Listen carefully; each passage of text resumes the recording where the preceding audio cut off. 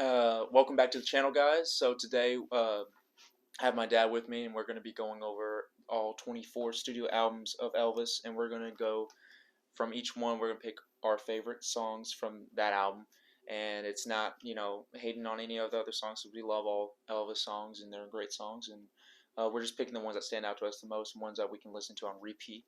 And there might be some hidden gems in here that you guys might not have heard of. So if you haven't heard of the songs, please go listen to them, because there's some of the songs that we might say on here you might not know, or some of the best songs he's ever done.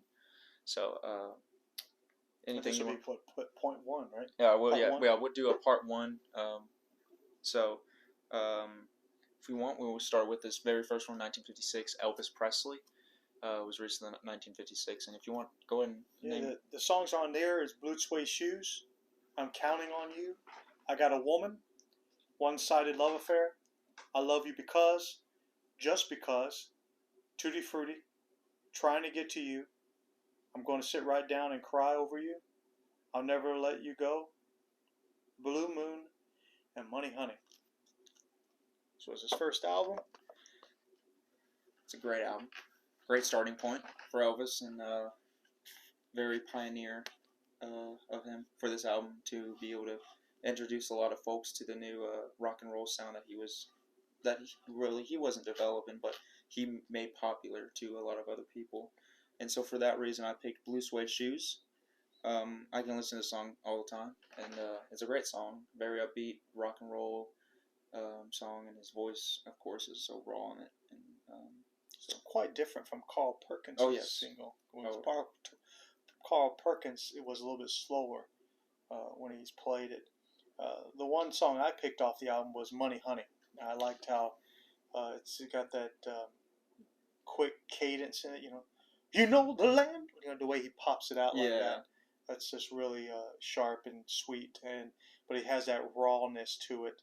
And when he hits the high notes singing Money Honey, it just brings you into the song. That's what I really enjoyed of the song. All right, well, that's it for Elvis Presley. We're going to move on to Elvis. Just Elvis.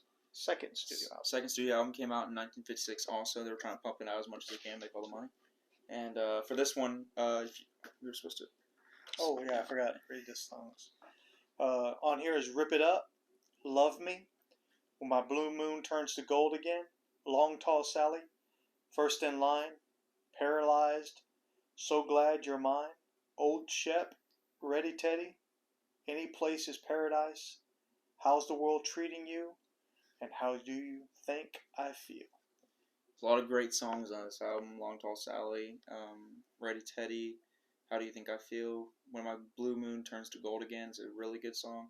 But for this one, that stood out to me the most is before we decided to do this video, I loved Love Me. And Love Me is a great song, and so I decided to go with Love Me on this one. His voice sounds awesome, and his rawness. The younger years of Elvis had that raw, rough sound to it, and so I picked Love Me for this one. Yeah, so he's got that smooth balladeer voice in that. Treat me like a fool. It just sounds kind of sleepy when he starts it off, and then he goes into it with the Jordanaires coming in. I liked Ready Teddy, and it's a fast pumping song, and it is just enhanced. The song is enhanced due to the fact that you can see him do it live on the Ed Sullivan Show, and you see him just burn it out, and taken from another song, he just rips it up when he sings it. So that's a really good song, and I really enjoyed that one. Next we have Elvis, the Christmas album. Yeah, I don't have that one. We don't have that one, so we can't name off all the songs of that one, but we'll just give you our favorites off that one. So now I went with the EP that was released alongside it, and they kind of just put it together with the Christmas album, which was his gospel EP, and I went with Peace in the Valley. I think this song deserves a lot of recognition. It's a great gospel song, and I think it's one of his best gospel songs that he's done. So I went with Peace in the Valley. I went with Santa Bring My Baby Back to Me, a song that I believe was specifically written for him from Lieber and Stroller, the ones who wrote some great songs for him like Jailhouse Rock, just about the entire soundtrack to Jailhouse Rock. Great couple of guys that was asked to write a Christmas song for him, and they plugged into that rock and roll scene, and they wrote a great classic of a Christmas song, "Santa Bring My Baby Back to Me." And when you hear that, you know, well, number one, it's Christmas, and you know it's Elvis Presley that's singing it. No matter who sings it, you know that's an Elvis song. That's just got his marking on it. It's really good. And that's usually how it goes with a lot of the songs he does. Next, we have Elvis is Back, released in 1960, correct? Yeah, right after he got out of the Army. This was his first album. That's why they call it Elvis is Back. The songs on it is Make Me Know It, Fever, The Girl of My Best Friend, I Will Be Home Again, Dirty Dirty Feeling, Thrill of Your Love, Soldier Boy, Such a Night, It Feels So Right, A Girl Next Door When a Walkin', Like a Baby, Reconsider Baby. A lot of great songs on this one. Fever is another one that stands out to me that's really good. But for this one, I decided to go with Such a Night because it is just such a fun song to listen to, and it's a great song to listen to. Like I mentioned, you know, with the new Elvis movie, they had it playing in it with a little remix of a modernized version of it that sounds awesome. You had mentioned 3,000 Miles to Graceland with Kurt Russell in it. They played this song too, and it's a great Elvis song. And if you haven't heard it, which I would be surprised if you hadn't heard it, you really need to check it out because it's a really fun song to listen to. It's one of those old good rockabilly rock and roll songs that he did. It has a high ending, you know, Such a Night. And, that's a good song. It really is. I picked It Feels So Right, and of course it's on the soundtrack or the movie of Tickle Me with Elvis Presley. But the only reason it's on there is because when United Artists wanted to film Tickle Me, they needed a soundtrack, but they didn't really have the budget for it. So Colonel Tom Parker said, well, let's take some old movies, old songs that had been recorded by Elvis, and we'll just implement them into the movie. And that's what they did. And supposedly it saved, because of doing that and because of the success of the movie with Elvis and Tickle Me, it saved United Artists from going bankrupt at that time in the mid '60s. And they used this song here off this album. They used Dirty Dirty Feeling also off this album to put in that movie as well. But It Feels So Right is a really good song. It's kind of got that swagger sound to it of Elvis. And of course, you know, you got that rock vocal of his. You can tell that he is done being in the military and he just wants to rock and roll. He's just letting it all hang out in this album here. And of course, with this song is what I hear it the most. Because when you read the list of songs that we just read off of this, and you listen to the songs, you know, we were talking about it earlier. All the different genres are just about hit in this one album, because he's tapping into all. Because to him, you know, that's why we mentioned like those two albums, both of them released in '56. You know, to them they were thinking, you know, this could be done it could be a flash in the pan and be done with. And so he figured if I'm going to be done after this, I'm going to do everything I can to put my strike in it, and of course he did a wonderful job with that song. Yeah, he left his mark on music culture after that. Mm-hmm. Next up, we have Something for Everyone. Next up, we have His Hand in Mine. You're right. I forgot. Which is his first gospel album. On the gospel album, it is His Hand in Mine. I'm going to walk them golden stairs in my Father's house. Milky white way, known only to him. I believe in the man in the sky. Joshua fit the battle. He knows just what I need. Swing down, sweet chariot. Mansion over the hilltop. If we never meet again. And working on the building.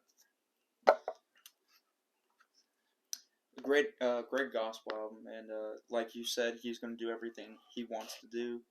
Leave his mark on every single genre that he can, and he left his mark on gospel music after this album for sure. I mean, great album to come out with, and in the middle of his movies, he releases, and great album. And I went with Swing Down, Sweet Chariot.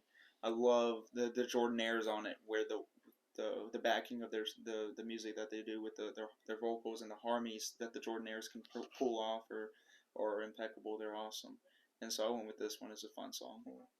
I like Swing Down Sweet Chariot. That's a good song. I like it better the way he sings it on the movie The Trouble with Girls. Yes. It's almost like when you hear it on this album, it's like at a 5. And then when you hear it on the soundtrack of that movie, he cranks it up to 10. You know, the Jordanaires they're just getting into it. and just it just really pops. But as far as his hand in mine, my version to what I liked is working on the building. Um, the last song on the album. To me, I know that Elvis's true heart, his true love was gospel music, and you've heard the tales if you haven't. Before becoming the king of rock and roll, his desires was to be in a gospel quartet, but he was denied entry. He just wasn't good enough, and they said for him to keep practicing. And in this song, it's the only song really where Elvis actually takes a back seat and the Jordanaires goes forward and he becomes one of the Jordanaires. He gets to sing with the quartet, and it's in this song. It's a fabulous song. It's a fast song, and you can tell he's just having fun singing it because it's what he's always wanted to do. He just wanted to be a gospel quartet singer, and be with the rest of the guys, and he gets to do that with this song. It's a great song. Yeah. He always has fun when he does the gospel music, and you can see it in this album for sure. Next up, we have Something for Everyone, finally. Took a long time to get here. Yeah. Something for Everybody. If you want to read off the track list real quick. Go ahead. We have There's Always Me, Give Me the Right, It's a Sin, Sentimental Me, Starting Today, Gently, I'm Coming Home, which has become Tom Hanks' favorite song. Yes. In Your Arms, Put the Blame on Me, Judy, I Want You With Me, and I Slipped, I Stumbled, I Fell. This is honestly a great album to come out with. It has a lot of great songs on it, and Jordanaires even appear on it with Gently, don't they? Do they not? Oh yeah, they're always his backup singers. Yeah. Just about. And so, but for this one, I had to go with Starting Today. It's a great song. Yeah, it's a good ballad. Oh yeah, it is. And like we were talking earlier, we said Something for Everyone. You're starting to see that mature Elvis with how he sings the ballads and stuff like that, and he's starting to get kind of come over from that high raw rough sound. He's becoming more smooth, more mellow, and more mellow. Yeah. And it's a great turning point for Elvis to see what he will become in the 70s, of course. Yeah, he's starting to be more mellow. It's not about Blue Suede Shoes or Hound Dogs anymore. It's telling a story. It's starting about storytelling and love stories for that fashion. Maybe that's what he was looking for. He was looking for love because you remember his mother's already dead. Yeah, his mother died already, and so now he's just with his dad at home, and so maybe he's searching, and we know he's already met Priscilla, and so I'm sure she's probably been on his mind, and so I picked from Something for Everybody is There's Always Me, which was the first song on the album. I love that song. It's kind of like a way of telling the one you love that she's always after these other people, and he goes like there's always me, I'm always here, and it's a precious song, and it's a beautiful ballad as well. There's a lot of ballads on this album. Again, I think it's showing that maturity side, showing you that number one, Elvis is maturing away from those wild songs, you could say, sort of say. He's looking more of a person who's starting to establish himself as a balladeer. Oh, yeah. Because he was a big fan of Dean Martin, and I'm sure that's what he's looking at when he's thinking of these balladeers. Great album. Next up we have Potluck, correct? Yeah, Making Potluck sure with Elvis. I don't want to miss another one. If you go ahead and read off the... Oh, yeah. I keep forgetting. Potluck with Elvis has Kiss Me Quick, Just for Old Time's Sake, Gonna Get Back Home Somehow, Such an Easy Question, Stepping Out of Line, I'm Yours, Something Blue, Suspicion, I Feel That I've Known You Forever, Night Rider, Fountain of Love, and That's Someone You Never Forget. A lot of different songs on here. And for me, I went with Suspicion, though. It's a good song. I thought it was pretty nice and to listen to. It's a little fun song to listen to. Yeah, it should have been a single for him before it came out, but it didn't become a single till after someone else had sang it and put it out on a 45, and his became a number one hit. Then they put Elvis's out. You can tell that the guy who sang it on his single listened to the arrangement of Elvis's. He does it similar. It's very same arrangement. It really is, and but they missed a boat on that one. That could have been a number one hit for Elvis had they done it earlier. My potluck is That's Someone You Never Forget. A song that's attributed to Elvis and Red West, but really Elvis' only writing of it was the title of the song.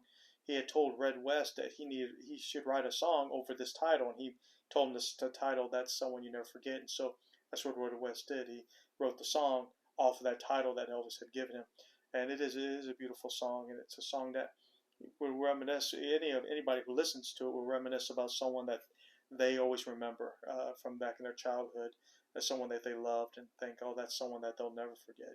Their first love, you could say, the first time they kissed a girl, or the first time they went on a date with a girl, or a guy for that matter. That's someone that they will never forget. It's a good song. But for next up, we have Elvis for Everyone. This one is one of his first hodgepodge albums. Yeah. And you have Your Cheating Heart, Finders, Keepers, Losers, Weepers, For the Millionth and the Last Time, Forget Me Never, I Met Her Today, In My Way, Memphis, Tennessee, Santa Lucia, Sound Advice, Summer Kisses, Winter Tears, Tomorrow Night, and When It Rains, It Pours. You got them all right? Yeah, I did. Okay, that's it. All right, and so we have Elvis for Everyone, and this is probably one of his first, albums that they were just like, let's go put some songs on here, and we'll find some other stuff, and we'll just put it on there. And one of the songs I chose was kind of one of those songs that they were just like, okay, well, we need to fill a spot, so we'll just throw it on there. And so that was When It Rains, It Really Pours. And for me, though, I do really love the Sun Records recording of it. Sun Studio. Sun Studios, yeah. And the recording of that, because I mean his voice was so raw and rough in that one. Just like you were saying, the guys that play the instruments wasn't like, oh, this is what the plan is. They're just kind of goofing off and playing around. And so I think that's what really worked for the song, was his rough his rough and raw voice that he had at the time for that one, which did him wonders when he did that rehearsal in '68. Yeah. But like you said, no one in '68 really heard it at the time until later on, when they released some of the unheard rehearsals, and that was one of them at the time. Yeah, what's cool about the Sun Studios is that it's not like they were playing with a music sheet. It seemed like they were playing by feel, and it's like what DJ Fontana said.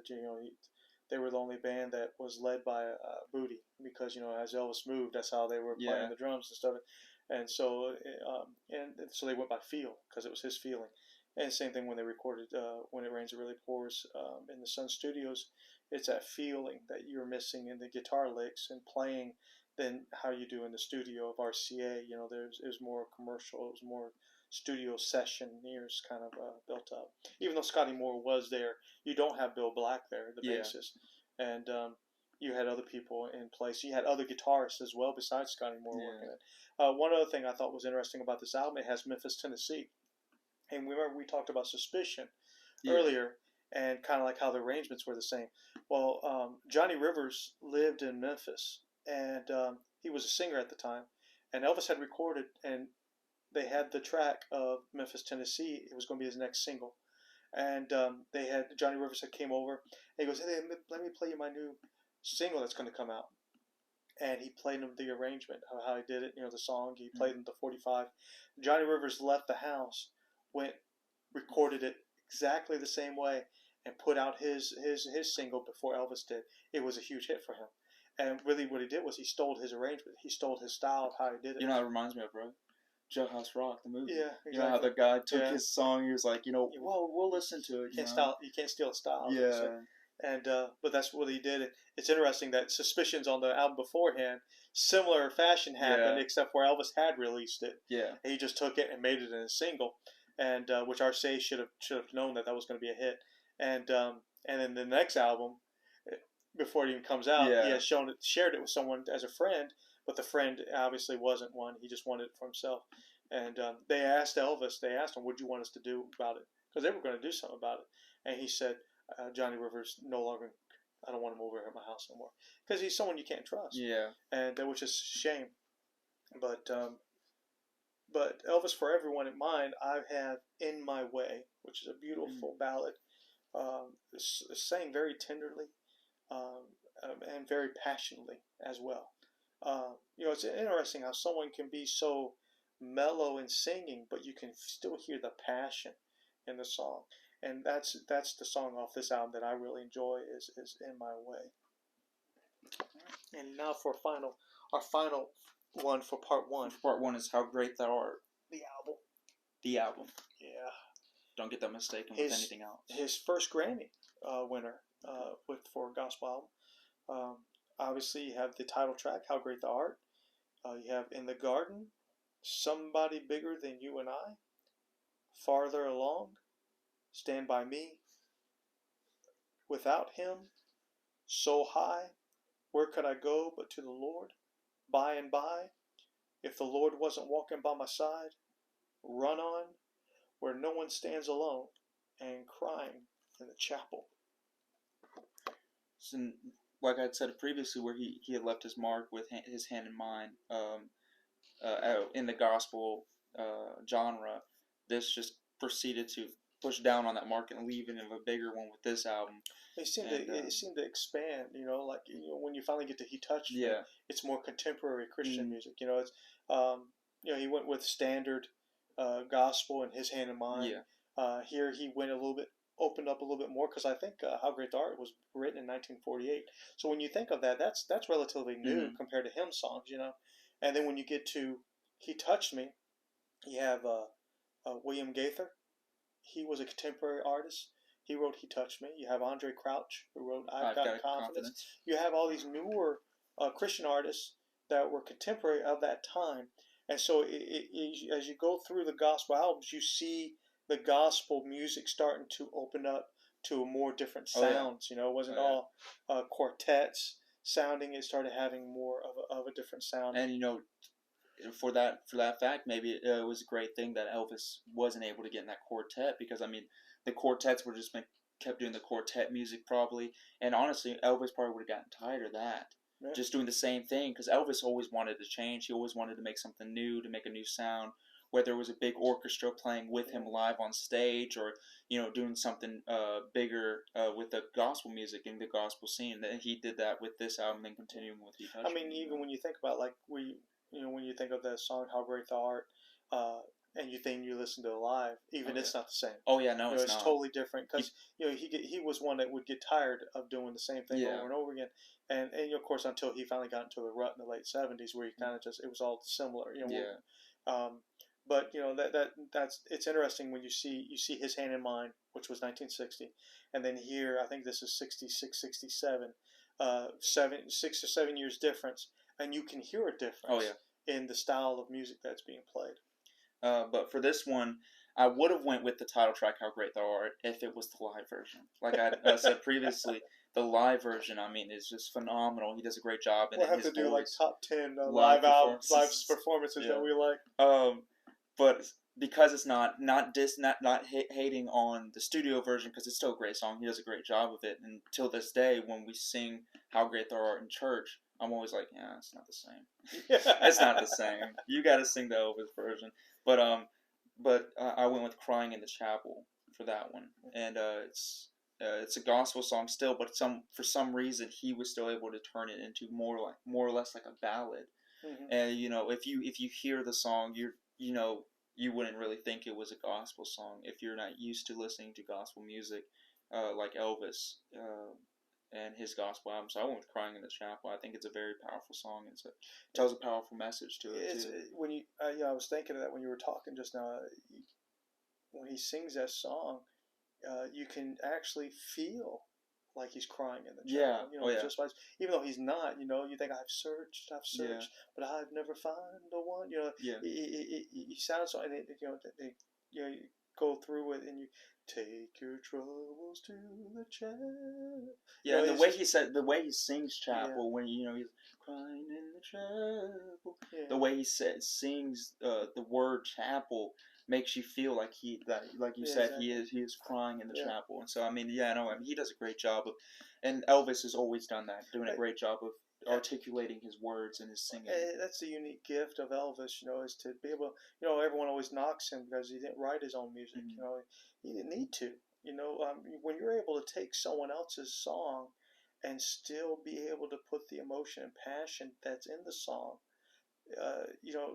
why write for yourself?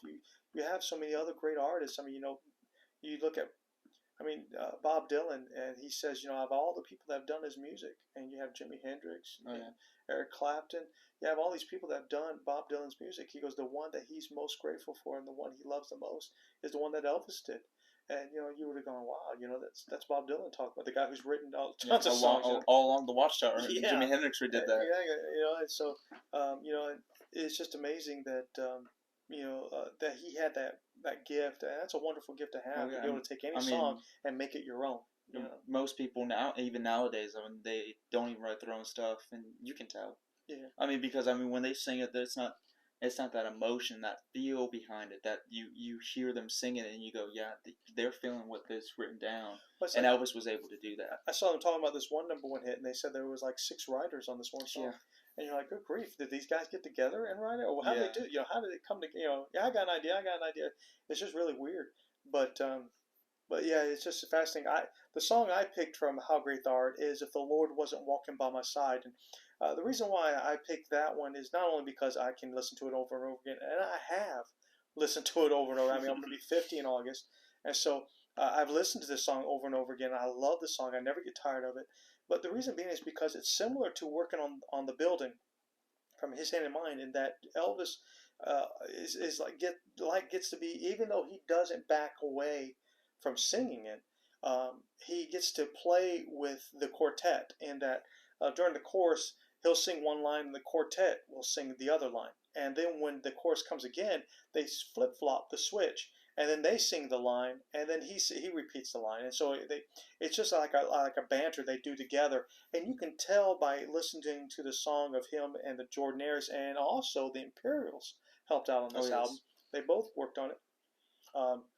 They had fun. It was just a fun time of singing together this song, and anytime Elvis is doing gospel, he is singing something that this is what he truly wants to sing. And you can tell by when you listen to those albums. It's the only ones that he got his Grammys for were the gospel songs. This album, He Touched Me, and then later on in '74, he got a Grammy for Best Live Gospel Performance with How Great Thou Art, which isn't a shocker there. It's not, because I believe that hands down that's probably his greatest live performance is How Great Thou Art. And we're not even getting into American Trilogy. Oh yeah, there's another great one.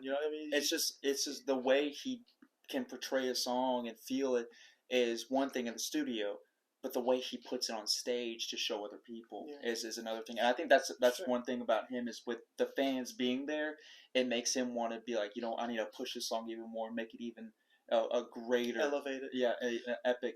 Yeah, well, it's simply because, there's a studio recording that Elvis did not want brought out because it wasn't good enough, and that was My Way. They've released it. They've since released it, and you can hear his studio recording, and he sounds dead flat in it.